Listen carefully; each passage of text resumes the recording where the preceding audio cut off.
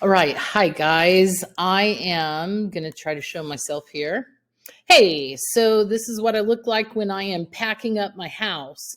I know I told some of the classes, but I don't think I told all of the classes. This is a big week for me and my kid. We are moving houses here in Manhattan, and it's big work. So I will not be in class on Monday. There are a couple other parts of the days that I won't be there. I'll be there all day on Tuesday with you. But today is a big day. We are done with our last unit on space exploration, and today's actually the beginning of um, what am I trying to say?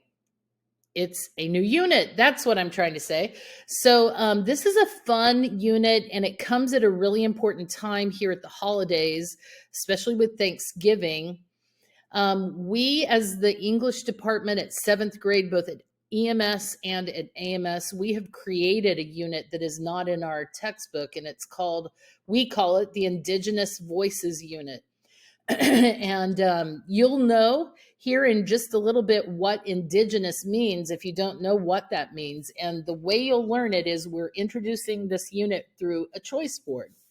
And so I want you to open up here 17Q2 and some of the things you'll find. Just a moment, I'll bring those up. The first thing you'll want to do is click on the introduction guided slides, and this will give you a good overview of what this unit will be, including you'll get to see what our essential question is.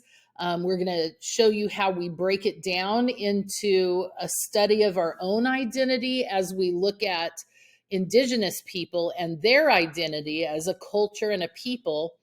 We're also going to reflect back on ourselves in these four different areas: self-expression, place, community, and identity. And I go ahead and we explain what those each are. And then we talk about this use of the word Indian and why we have chosen to use the words native or indigenous. And then we talk about some other important words that we can use or that we should know as we start talking about Indigenous people. All right, so Indigenous people aren't just, we're not just talking about Indigenous people to America or the Americas. We're going to be talking about lots of different Indigenous people. Almost every continent has some Indigenous people. All right, the other thing that you're going to do is, I mentioned a choice board. So this is what the choice board looks like, Indigenous Voices. And you have two choices, but golly, if you have time, I would suggest you look through all four of these. I'm a little bit biased because I put this together, but we have a hoop dancer if you want to look at self-expression. Dance is one way that all humans have found to express themselves. And so this is a world ranked hoop dancer.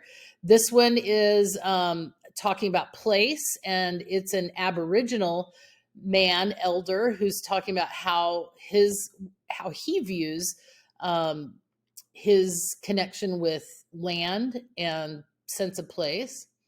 These are some pictures that you can look at, and it expresses community, specifically Indigenous people in the Americas. At least in the United States, there are 562 recognized Indigenous tribes.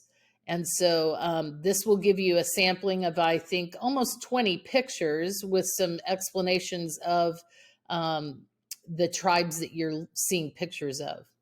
And then identity kind of takes all three of these and puts it together. Who are we? Well, it's a combination of lots of things. And so we have an article here called What I Love About My Indigenous Features, written by an adult, Indigenous adult, reflecting on who and what she can see in her features, who she's connected to, what her features, what people in her family are represented by similar features and such. All right, so you'll be choosing two of those today. And then, of course, when we do a choice board, we always have a response that we need to do.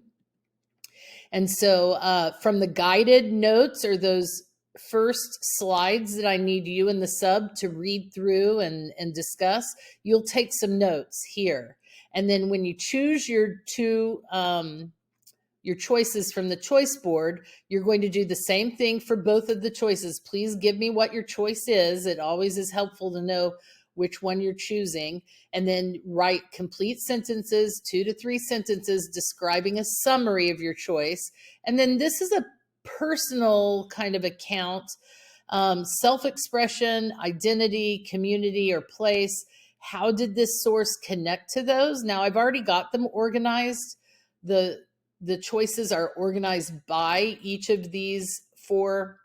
You'll see them in different colors, these 4 categories, but they could overlap, and you can talk about their connection to any of those.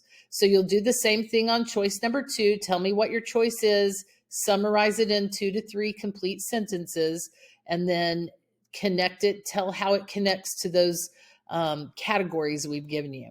Then you'll do this final box, which is a reflection, and I want you to write in complete sentences. Still, my goodness, you're almost teenagers, if not already. You should be writing in complete sentences with capital letters and in punctuation all the time in English. So what choice was your favorite today and why? And then how did these sources challenge or change or even confirm the way that you already felt or how you think about Indigenous people or the population? And then can you ask one question about your source? These choices are your sources. So what are you left wondering about from either of your choices?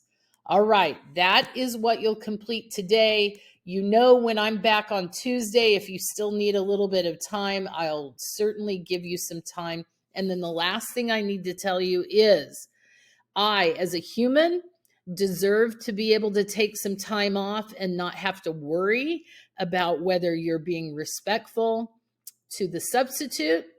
I expect a classroom where you are behaving better than you behave with me.